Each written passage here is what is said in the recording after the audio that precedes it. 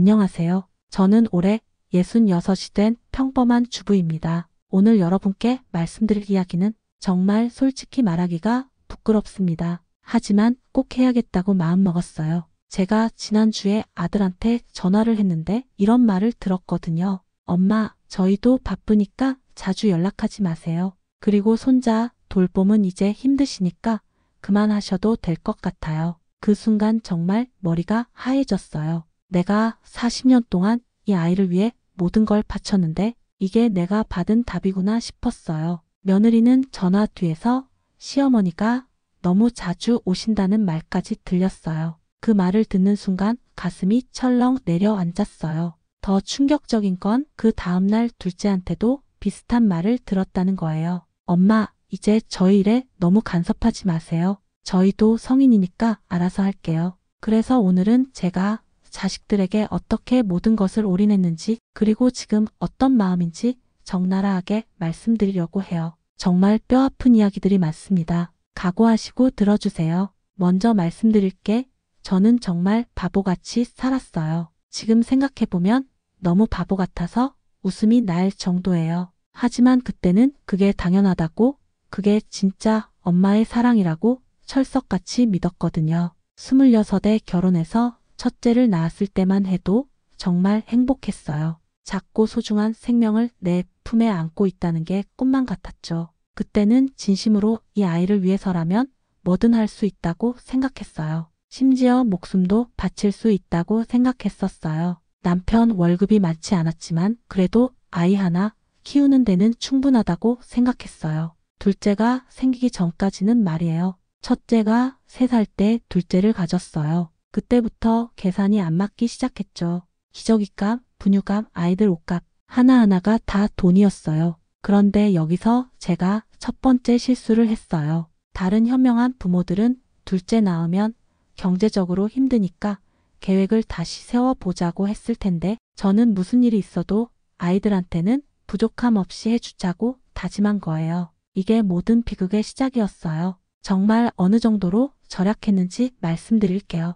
아직도 생생하게 기억나는데 저는 정말 5년 동안 미용실에 가본 적이 없어요. 머리는 남편이 잘라줬고 염색은 시장에서 파는 1,000원짜리 염색약으로 집에서 했어요. 그것도 아껴 쓰려고 한 번 사면 2번에 나눠서 썼어요. 손톱도 직접 깎고 화장품은 로드샵에서 가장 싼 것만 샀어요. 립스틱 하나를 2년 넘게 썼어요. 다 떨어져가면 면봉으로 긁어서라도 발랐어요. 지금 생각하면 정말 그 돈 아껴서 뭐 했나 싶어요. 외식은 꿈도 못 꿨어요. 아이들이 치킨 먹고 싶다고 하면 엄마가 집에서 더 맛있게 해줄게라고 하면서 닭 한 마리 사다가 튀김옷 입혀서 만들어줬어요. 피자 먹고 싶다고 하면 식빵에 토마토 소스 발라서 만들어줬고요. 햄버거 먹고 싶다고 하면 집에서 패티 만들어서 해줬어요. 지금 생각해보면 그 노력과 시간으로 아르바이트라도 했으면 진짜 치킨이나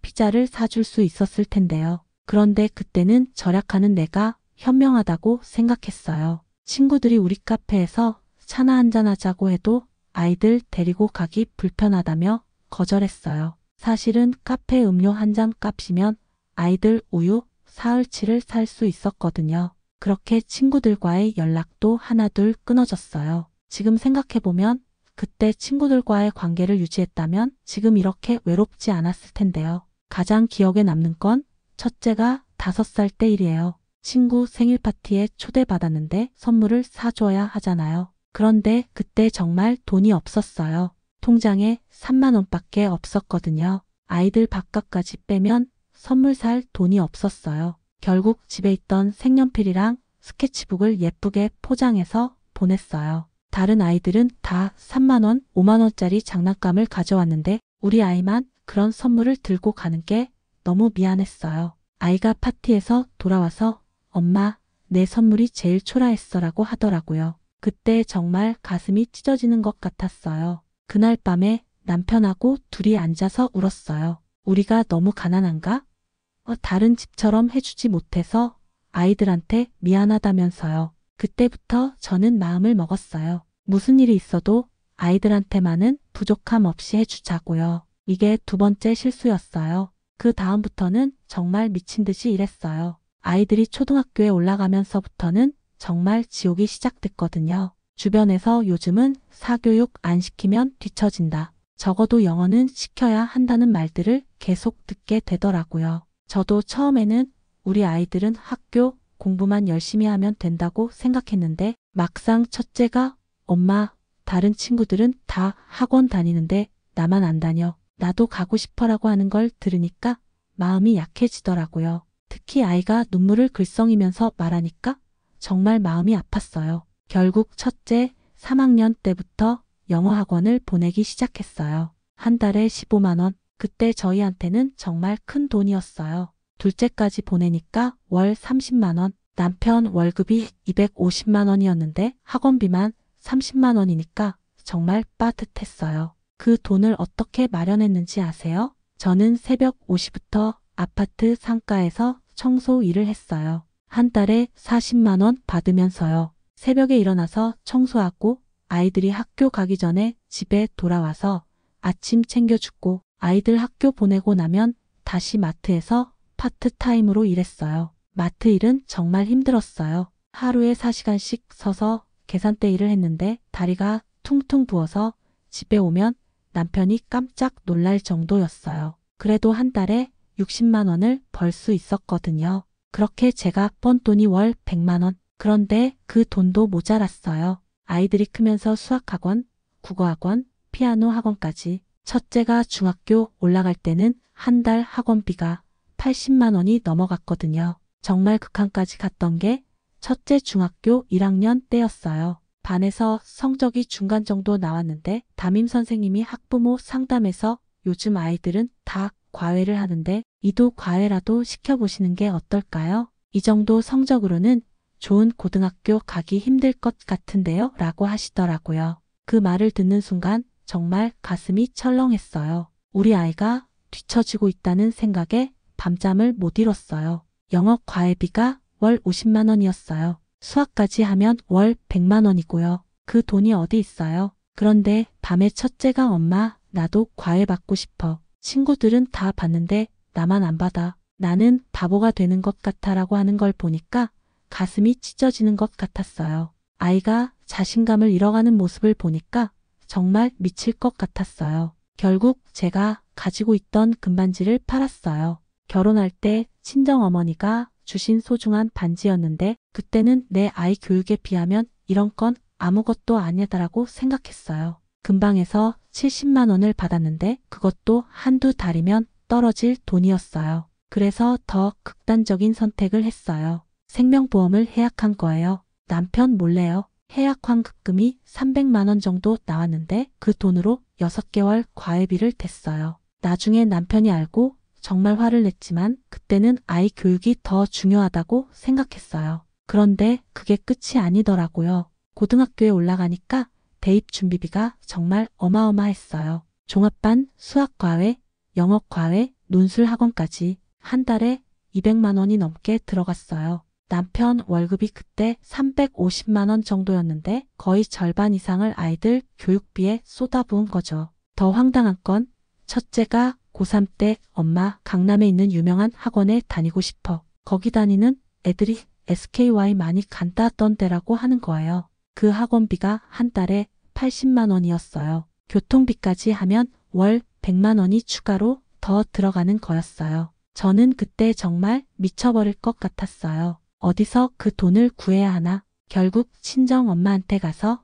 무릎을 꿇고 빌었어요. 엄마, 우리 인생이 달린 일이에요. 제발 돈 좀 빌려주세요. 친정 엄마가 노후 자금으로 모아놓으신 500만 원을 빌렸어요. 저희 부부는 어떻게 살았을까요? 외식은 꿈도 못 꾸고 여행은 아이들 수학여행 빼고는 단 한 번도 가본 적이 없어요. 저는 옷을 사면 7년은 입었고 핸드백은 결혼할 때 산 것을 20년 넘게 들고 다녔습니다. 남편 정장도 한 벌로 10년을 버텼어요. 단추가 떨어지면 꿰맸고 소매가 다르면 수선해서 입었어요. 가장 서러웠던 건 제가 아플 때였어요. 첫째가 고3일 때 제가 갑자기 배가 아파서 응급실에 갔었거든요. 맹장염이었어요. 수술을 해야 한다고 하는데 그때 가장 먼저 든 생각이 수술비는 얼마나 들까? 첫째 학원비에 지장은 없을까? 였어요. 제 몸이 아픈 것보다 아이 교육비가 더 걱정이었던 거예요. 수술하고 회복하는 동안에도 제대로 쉬지 못했어요. 아이들 학원 픽업도 해야 하고 저녁도 챙겨줘야 하고 의사가 일주일은 무리하지 마세요 라고 했는데 이틀 만에 다시 일상으로 돌아갔어요. 그렇게 해서 첫째는 서울의 괜찮은 대학에 들어갔어요. 둘째도 지방 국립대에 보냈고요. 등록금까지 다 대줬어요. 첫째 등록금만 한 학기에 350만 원씩 4년간 2,800만 원. 둘째는 국립대라서 좀 적었지만 생활비까지 하면 비슷하게 들어갔어요. 그때까지도 저는 뿌듯했어요. 내가 이렇게 희생한 보람이 있구나라고 생각했거든요. 주변에서도 애들 참 잘 키우셨네요. 고생한 보람이 있으시네요. 라고 해주니까 정말 기분이 좋았어요. 그런데 진짜 문제는 그 다음부터였어요. 첫째가 대학 졸업하고 취업 준비할 때 엄마 토익 학원 다녀야 할 것 같아. 요즘 대기업은 토익 990점 아니면 서류도 못 넘어간다던 데라고 하더라고요. 또 돈이 들어가는 거예요. 토익 학원 다니고 그 다음엔 공무원 시험 준비하려고 하는데 학원비가 라고 하고 그 다음엔 자격증 따려고 하는데 라고 하더라고요. 언제까지 이래야 하나 싶었어요. 둘째도 마찬가지였어요. 대학 다니면서 어학연수 다녀와야 취업에 유리하다던데 인턴십 하려면 교통비가 많이 들어요.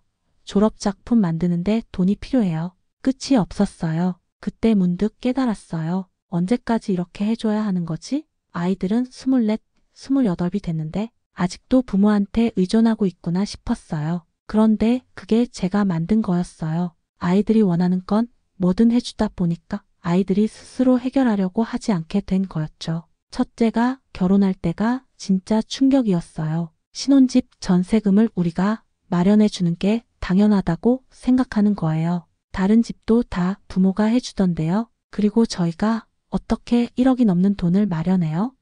라면서요. 그때 저희한테 있던 건 남편 퇴직금밖에 없었어요. 그것도 일부를 미리 받아서 1억 2천만 원을 마련해 줬어요. 첫째가 고마워요라고 했지만 당연하다는 표정이었어요. 마치 부모가 해주는 게 의무라는 식이었어요. 그러고 나니까 저희한테는 정말 아무것도 남지 않았어요. 적금도 없고 보험도 최소한만 들어놨고 집도 전세였어요. 나이는 58, 59이 됐는데 노후 준비는 제로 상태였던 거죠. 더 황당한 건 첫째가 결혼하고 1년 뒤에 아이를 낳으려고 하는데 육아 도움이 필요할 것 같아요. 엄마가 봐주시면 안 될까요?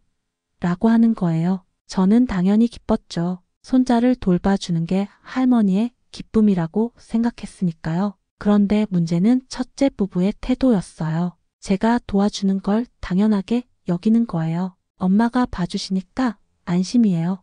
엄마 덕분에 제가 계속 일할 수 있어요 라고 말하면서도 정작 제가 아플 때나 힘들 때는 바쁘다며 외면했어요. 하루는 제가 감기가 심하게 걸려서 정말 힘들었어요. 열도 39도까지 올라가고 기침이 심해서 말하기도 힘들었거든요. 그래서 며느리한테 오늘은 정말 몸이 안 좋아서 손자를 못 볼 것 같다고 했더니 그럼 저는 어떻게 해요? 오늘 중요한 회의가 있는데라며 짜증을 내는 거예요. 결국 그날도 손자를 봤어요. 39도 열이 나는데도요. 손자한테 감기가 옮을까 봐 마스크를 쓰고 기침할 때마다 다른 방으로 가서 했어요. 그런데 며느리는 퇴근해서 오늘 우리 아이 컨디션은 어땠어요?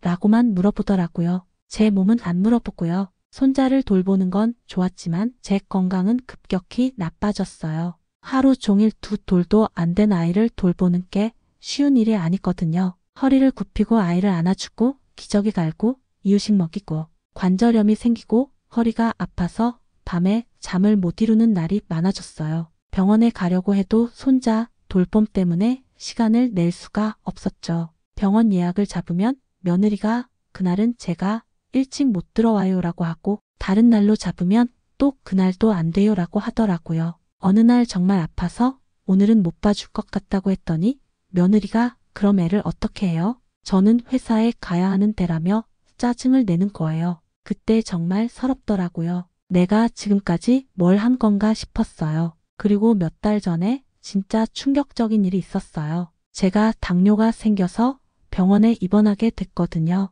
혈당이 400까지 올라가서 응급실에 실려갔어요. 의사가 며칠 입원하셔야 할 것 같다고 하더라고요. 그런데 아들이 엄마가 입원하시면 손자를 누가 봐요? 저희는 둘 다 일해야 하는 데라고 하는 거예요. 제 건강보다 손자 돌봄이 더 걱정이라는 말이었어요. 그때 정말 깨달았어요. 내가 40년 동안 이 아이들을 위해 모든 걸 바쳤는데 지금 내가 아프니까 걱정하는 건 내 건강이 아니라 내가 해주던 일들이구나 싶었어요. 결국 이틀 만에 퇴원했어요. 의사는 일주일은 입원해야 한다고 했는데 아들 부부가 난처해 하는 모습을 보니까 마음이 아팠거든요. 퇴원해서 집에 오자마자 다시 손자를 봐달라고 하더라고요. 둘째도 비슷해요. 결혼하고 나서도 틈만 나면 엄마 이것 좀 도와주세요.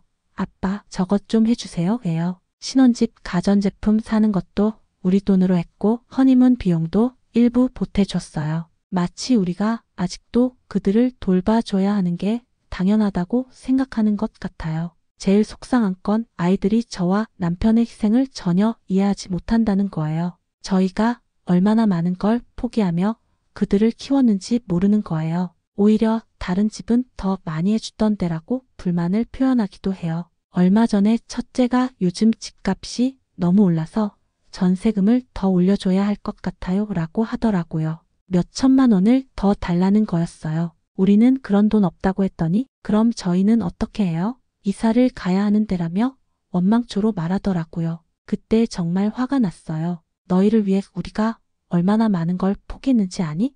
라고 소리쳤더니 아들이 그건 부모님이 선택한 거잖아요. 우리가 해달라고 한 적 없어요 라고 하는 거예요. 그 말을 듣는 순간 정말 허탈했어요. 지난주에 그런 전화를 받고 나서 저는 정말 많은 생각을 했어요. 내가 뭘 잘못한 걸까? 내가 아이들을 너무 사랑한 게 잘못이었나? 그런데 생각해보니 제가 잘못 사랑한 것 같아요. 아이들한테 모든 걸 해주는 게 사랑이라고 생각했는데 사실은 아이들이 스스로 노력하고 절약하고 계획하는 능력을 기를 기회를 빼앗아버린 거였어요. 아이들은 원하는 걸 얻기 위해 포기해야 할 것이 있다는 걸 모르고 자란 거죠. 그리고 지금 제 현실을 보니까 정말 막막해요. 남편도 얼마 전에 정년퇴직했는데 퇴직금은 아이들 결혼 자금으로 다 써버렸고 저희한테는 월세 50만 원짜리 작은 원룸과 국민연금 조금밖에 없어요. 건강도 많이 안 좋아졌어요. 당뇨 때문에 매달 병원비가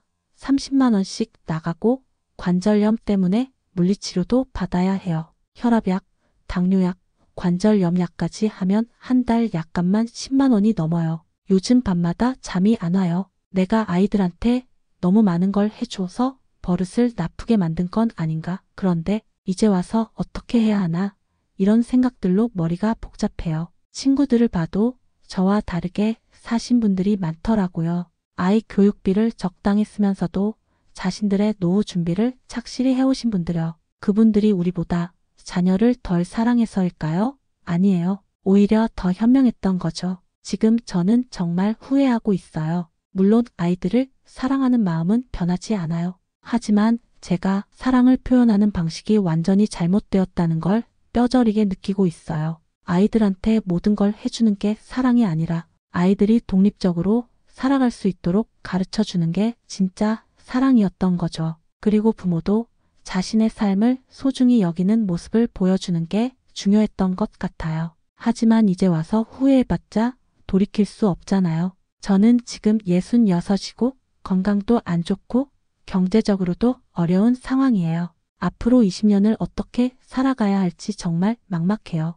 아이들한테 손 벌리고 싶지도 않고 그렇다고 혼자 살 능력도 안 되고 정말 막다른 길에 온 것 같아요. 그래도 한 가지는 확실해요. 만약 시간을 되돌릴 수 있다면 저는 절대 예전처럼 살지 않을 거예요. 아이들을 사랑하되 제 자신도 사랑하면서 살 거예요. 아이들한테 안 된다고 말할 줄도 알고 제 노후 준비도 소홀히 하지 않을 거예요. 오늘 이런 이야기를 하는 이유는 혹시 저와 비슷한 분들이 계실까 봐서예요. 자녀를 사랑하는 마음은 이해하지만 그 사랑이 잘못된 방향으로 가지 않았으면 좋겠어요. 저는 이제 남은 인생이라도 제 자신을 위해 살아보려고 해요. 늦었지만 친구들과의 관계도 다시 만들어보고 제가 하고 싶었던 일들도 해보려고 해요. 아마 쉽지 않을 거예요. 하지만 그래도 해봐야겠어요. 긴 이야기 들어주셔서 감사합니다. 여러분은 저처럼 후회하지 마세요.